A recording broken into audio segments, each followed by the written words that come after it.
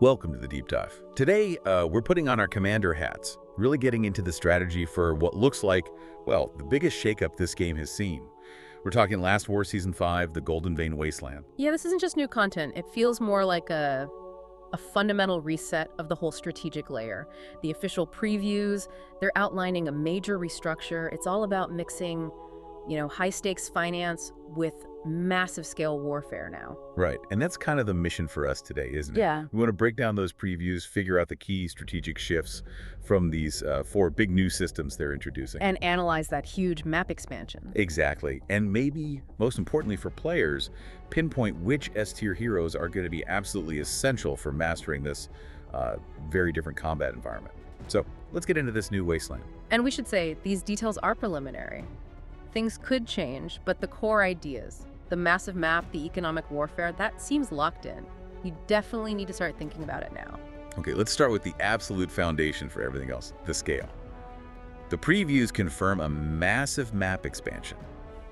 I mean, it makes the old maps look tiny. We're talking 9 times larger. 9 times? It's staggering, really. They're officially combining 8 previous war zones, plus this new central area, all onto one gigantic map. Wow. And when the scale shifts that dramatically, your old strategies, they don't just need adjusting, they kind of break. You have to rebuild your whole approach from the ground up. So movement itself, getting troops from A to B, that suddenly becomes maybe the most precious resource. Yeah. More than gold, even. Oh, absolutely. The time it takes to move troops, to send reinforcements long distance, it's a massive investment now. It has to be worth it. It sounds like a logistical nightmare almost. I think that's intentional. Moving armies across regions, coordinating support, these aren't small tactical choices anymore. They're like the central strategic puzzle you have to solve. And this huge scale, it's probably why they needed these 4 new pillars to structure Season 5, right?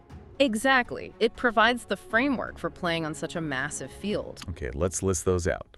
What are the 4 pillars defining this Golden Vein Wasteland? Right, so you've got number 1, the massive map expansion we just talked about. Number 2, the optimized battle schedule. Ah, the timing thing. Yeah.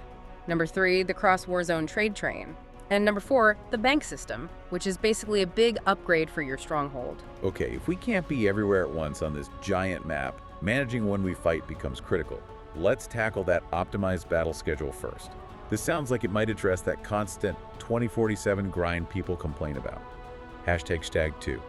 Deep dive into the new strategic systems. Yeah, it seems like a direct response. The game is moving away from that feeling of constant, exhausting attrition. Instead, we get 3 fixed wartime slots per day. 3 specific windows for major conflict. Right. It forces the action into these concentrated, hopefully more organized bursts. And there's a rest mechanic tied to this, something about immunity. Yes, this is crucial. Alliances can set an immunity time up to 15 consecutive hours for their members. Seems like a lifesaver for international alliances, right? Managing sleep schedules and stuff. 15 hours of safety sounds great, but there's a catch. There's a very important tactical nuance, yeah? The previews state pretty clearly, immunity protects you from being attacked, but players are still free to attack others during their own immunity period. Wait, hold on. So my base can be safe and sound under immunity, but I can still send my troops out to hit someone who isn't immune at that moment. That's the loophole. It totally changes the dynamic. It's less about constant war, more about these focused, almost surgical bursts of organized violence, as you might call it. Huh. That seems to favor alliances that are maybe smaller but super coordinated, timing those attacks during the war slots while managing their own immunity. Precisely. It might disadvantage those massive, sprawling alliances that used to win just by having people online all the time, timing your immunity window, coordinating those 3 war slots. That's a core leadership challenge now. Okay, so the schedule dictates when we fight intensely. The new bank system seems to dictate why. Let's talk about this financial risk element. Strongholds become banks. Yeah, this is where the game really leans into the Golden Vein theme. Alliances can deposit seasonal resources directly into their upgraded strongholds, these banks. And there's an incentive to leave it there. Absolutely. It's like interest. The longer resources are stored, the greater the returns, compounding growth. So you want to leave it in, but that's where the risk comes in. Ah, here it is. The drama. The previews say if a bank falls, all those deposits become spoils for the enemy. Bingo. All of it. You're basically painting a giant target on your own back. The richer your bank gets from those compounding returns, the more tempting it is for someone else to come and crack it open. So defending your base isn't just about territory anymore. It's literally protecting the Alliance's treasury. A high-risk, high-reward treasure chest sitting right there. It completely flips the script on base defense, doesn't it? Becomes this huge PvP objective. Leaders have to constantly weigh that risk versus reward. How long do you let it compound before it becomes too tempting a prize? Okay, high-stakes defense at home. But we need income to fuel everything, especially moving troops on that giant map. That must be where the cross-warzone trade train comes in. Exactly. This train is constantly moving across the continent, stopping at various stations. It's not just about moving goods, it's a dynamic, moving objective itself. So there are different ways to interact with it. Two main ways, yeah. Option one is lower risk. You can consign goods onto the train for profit. Just use it as intended, generate a steady income. Logistics, basically. Okay, the safe route. Option two is the high-risk, high-reward play.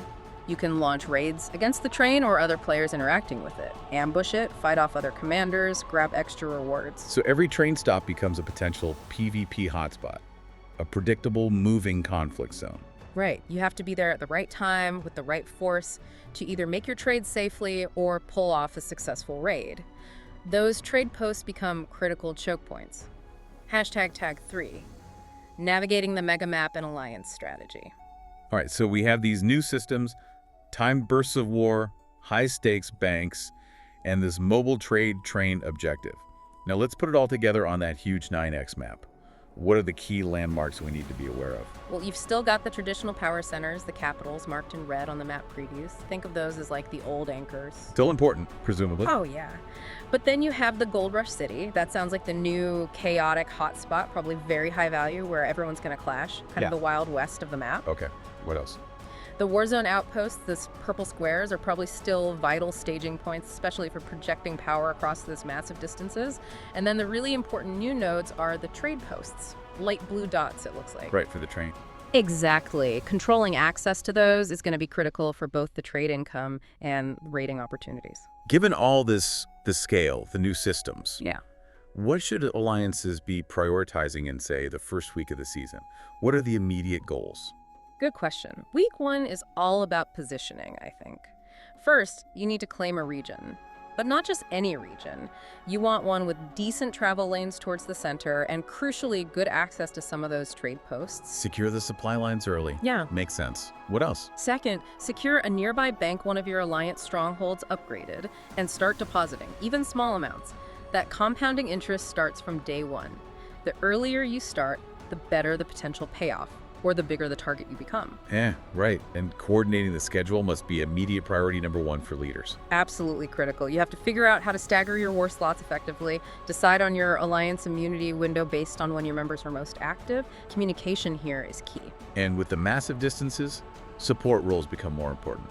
Definitely. Logistics crews, engineers planning paths, scouts watching trade routes and enemy movements, they're going to be way more valuable. It puts a lot more pressure on the R5s and R4s, the Alliance leadership, to manage these far-flung operations effectively. #TagShootV, the hero meta, and the new war strategy. Okay, new strategies, new map, new objectives. That means we need to think about hero lineups differently too.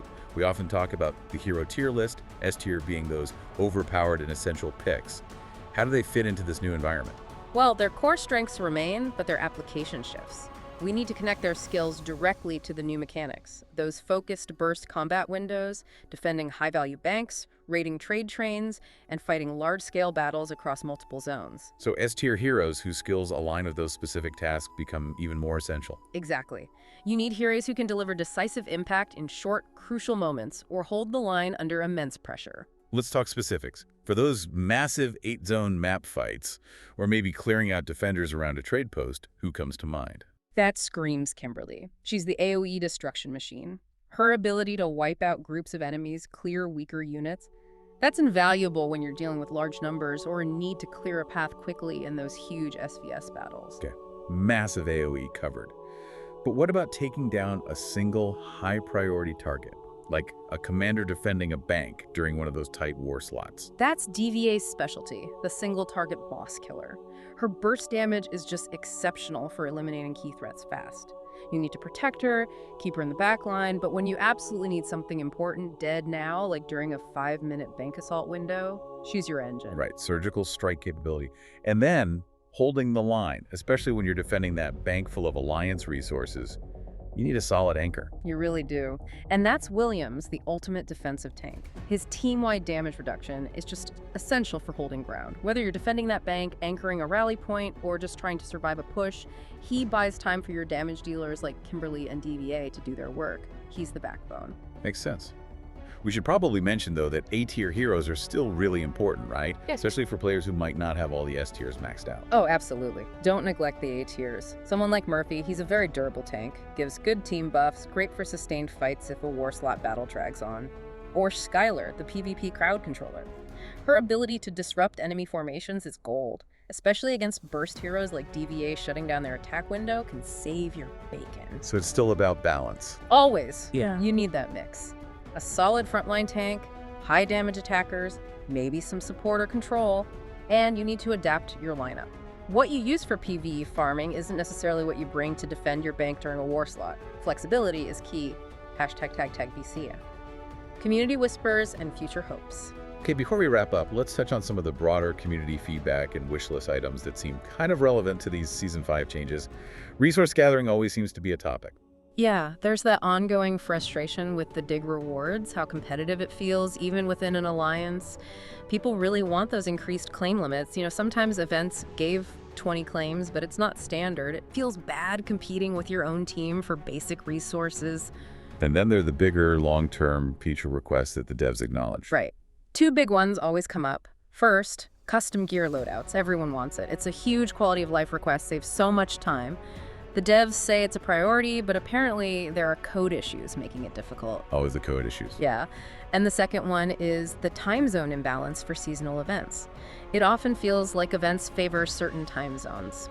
Hopefully, this new system with the 3 fixed war slots, maybe that's partly an attempt to level the playing field a bit, concentrate the action into windows more people can potentially hit. We'll have to see how that plays out. And there was one specific leadership pain point mentioned in the sources. Something about Alliance hives. Yes, the evil minions. Alliance leaders, the R5s and R4s, desperately want the ability to force move inactive member bases into the main hive area. Oh, for better defense. I can see that. Yeah. Trying to rally defenses when you have scattered, undefended bases just outside. It's apparently a nightmare for coordination, especially now that your main stronghold, the bank, is such a high-value target. Leaders want to be able to consolidate defenses, pull those stragglers in. It really highlights how crucial coordinated defense is going to be. #TagOutro. So, Season 5, Golden Vein Wasteland. It Yeah. really is a massive evolution. It demands new thinking, focused combat times, defense becoming a financial strategy, and mastering long-range logistics. It's a whole new game, strategically. Which brings us to the final thought, the big question you, as a commander, really need to wrestle with this season. Okay, let's hear it. With this new bank system making all your stored resources lootable if your base falls, and this enormous 9x map making reinforcements slow and costly to arrive, how are you going to strategize?